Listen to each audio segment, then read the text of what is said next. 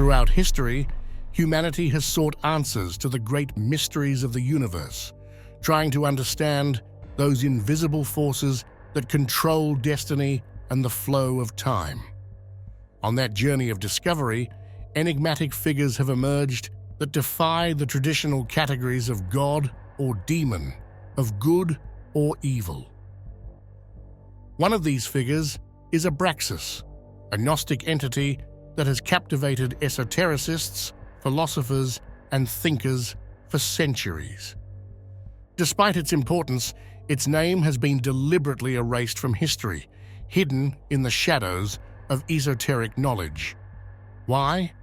What secrets do its symbols hide? And why have the major religions done everything they can to keep you from knowing of its existence? Today, we will uncover the truth behind this enigmatic figure and its key role in Gnostic cosmology. Are you ready to dive into one of the deepest mysteries of religious history?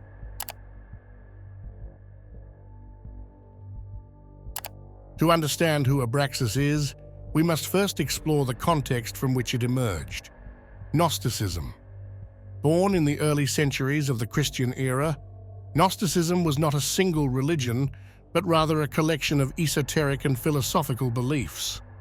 Gnostics viewed the material world as a prison, created by a lesser god, the demiurge, an entity that separated human souls from true divinity. Instead of seeking salvation through faith in this creator, Gnostics proposed gnosis, a deep and hidden knowledge about the true nature of being and the cosmos. Within this intricate system, Abraxas holds a unique position. Some Gnostics considered it the eighth archon, situated above lesser entities and even the demiurge itself, but still connected to both the material and spiritual worlds. Its nature is ambiguous. It is not entirely evil, but neither is it completely benevolent. This dual nature is essential to understanding its role. In Gnostic mythology, the archons are guardians of the material world, who prevent access to the higher realms. As the eighth archon, Abraxas not only transcends these guardians, but also rules over them, placing itself above even the demiurge. Its connection with the number 8 also has a significance beyond the hierarchical.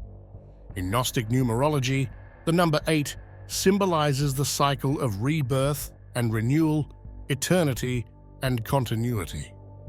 Thus, Abraxas is seen as a force that encompasses both the end and the beginning of all things. Over the centuries, the figure of this Gnostic god has been deliberately silenced.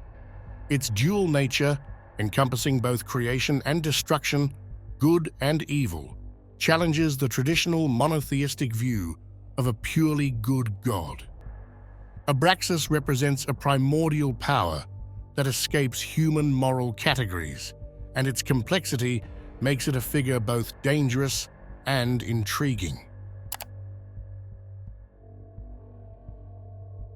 The mystery of Abraxas is not only found in its place within Gnostic cosmology, but also in its peculiar iconography. It is depicted with the body of a man, the head of a rooster, and snakes instead of legs, a combination that holds deep symbolism. The rooster, for example, is a symbol of vigilance and illumination. In many ancient cultures, the rooster is the announcer of dawn, of the sun, and with it, light. Within Gnosticism, the rooster represents knowledge and revelation. With the head of this animal, Abraxas symbolizes spiritual awakening, a figure that brings the end of the darkness of ignorance. However, this light also reveals what is hidden, what has remained in the shadows. The snakes that form its legs are equally significant. In many esoteric traditions, snakes represent both secret knowledge and the cycle of life and death.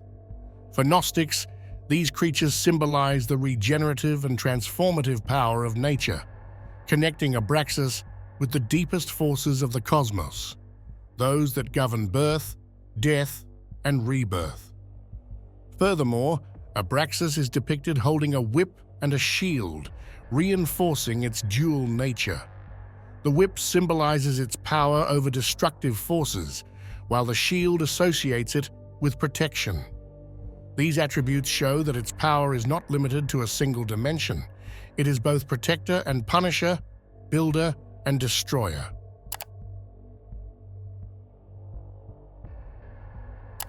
Despite its relevance in early Gnostic currents, Abraxas was deliberately silenced over time. One of the main reasons for this concealment lies in its direct challenge to traditional religious notions. While religions like Christianity and Judaism drew a clear line between good and evil, between God and the devil, Abraxas broke away from that binary vision. By embodying both extremes of existence, its nature was perceived as too disruptive for the rising Christian hegemony. Moreover, Abraxas posed a tangible threat to the power of the early church. Its worship did not preach salvation through faith in an external God, but instead promoted gnosis, a deep internal knowledge, as the path to redemption. This idea endangered the authority of religious institutions, which relied on obedience to a supreme God, and the role of intermediaries like priests and churches. If individuals could achieve salvation on their own, what role did these intermediaries play? Abraxas's position as the eighth archon also placed it in an uncomfortable crossroads within Gnosticism. Being above the archons that ruled the material world and connected to both the divine and the earthly, its figure not only challenged the authority of the demiurge, but also positioned itself as a threat to the entire system of control over humanity. This ambiguity and disruptive nature explain why Abraxas was gradually marginalized and why its cult, once powerful, eventually faded or was forced into secrecy. Despite being relegated to the shadows for centuries, the figure of Abraxas never completely disappeared. In more recent times, it has experienced a resurgence in esoteric currents and modern philosophical thought. A key figure in this rediscovery is the psychoanalyst Carl Jung, who saw in Abraxas an archetypal symbol representing the entirety of the human psyche. In his work, The Seven Sermons to the Dead, Jung describes Abraxas as a figure that transcends the divisions between good and evil, light and darkness, the divine and the demonic. For Jung, Abraxas is not just a Gnostic god, but the reflection of the individuation process, the path toward the complete integration of all aspects of our psyche, both our light and our shadow, to achieve true wholeness. In this sense, Abraxas ceases to be merely an external figure, becoming a metaphor for the internal balance we all must attain. Additionally, the name Abraxas has been reinterpreted in modern esotericism. Authors like Helena Blavatsky, founder of the Theosophical Society, saw in it a supreme entity that transcended the dualistic limitations of traditional religions. For Blavatsky, Abraxas was not just another Gnostic figure, but symbolized the primordial cosmic force, one that contains and unifies all others, a deity that was above the conventional dichotomies of good and evil. One of the most fascinating aspects of this figure is how it was deliberately hidden within the Gnostic tradition. Throughout history, Gnostic followers were persecuted, both by the early church and the Roman Empire. But beyond this repression, there is a deeper reason why its existence has been kept secret: its ability to challenge traditional ideas about power and divinity. While many religions promote a clear separation between good and evil, between God and the devil, this figure represented something far more complex: the union of both concepts. Instead of seeing the divine as purely good and the demonic as entirely evil, its symbolism showed that both poles are connected. This idea was seen as a threat to religions that relied on a strict and clear moral system to maintain control. The ambiguity of this figure made those seeking to uphold rigid social order uncomfortable. It's no surprise that entities like this were excluded from the dominant narrative for centuries. The Gnostic texts that mentioned it, such as the Nag Hammadi manuscripts, remained hidden until they were rediscovered in the 20th century, revealing many secrets that had long been buried. Moreover, its role as the eighth archon adds further complexity. In Gnostic cosmology, the archons are beings who rule the lower planes of the universe and keep souls trapped in matter. This figure, being above them and even above the demiurge, the creator of the material world, controlled both the material realms and the forces of light and darkness. Its ability to manage both polarities made it a bridge between the divine and the earthly, challenging the notions of power and control that these archons exerted over the physical world. However, its true power goes beyond being an intermediary figure. It also represents the eternal cycle of birth, death, and rebirth. In some Gnostic currents, it is said to have the ability to transcend time and the laws that govern material existence. It was not a tyrant imposing time, but a wise figure who understood and surpassed it. From this perspective, it becomes a gateway to eternity, offering a vision of existence that is not bound by fate or chance. This mastery over time is another reason why it was hidden.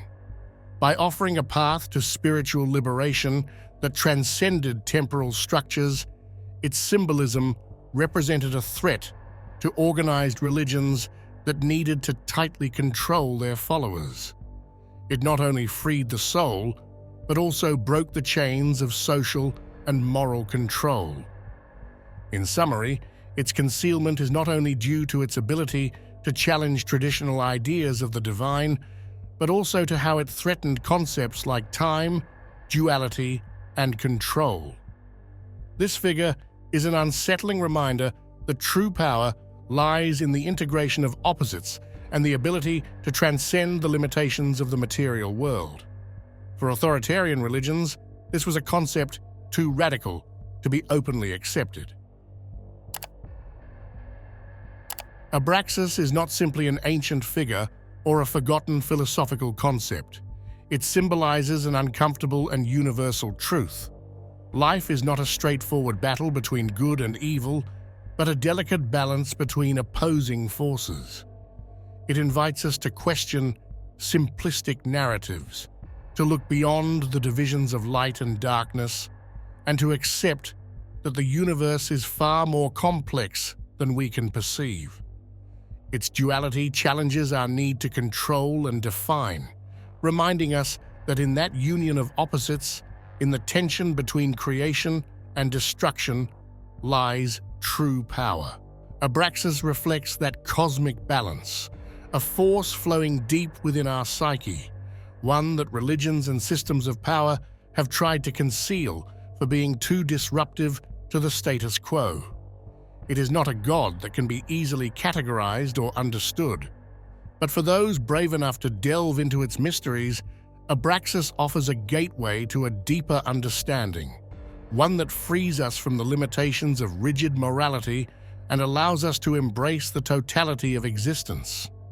Accepting this duality is not just about opening ourselves to the unknown, but also about reconciling with our own nature. In that balance between light and shadow, between the divine and the earthly, we find the true essence of who we are. Those who dare to explore beyond the obvious will discover that this ancient symbol is also a guide for our own spiritual evolution. So if this journey into the mysteries of Abraxas has inspired you, don't forget to like, subscribe, and hit the notification bell to continue exploring the deepest secrets of the universe. Because on this path, we've only just begun to scratch the surface. Are you ready to discover more?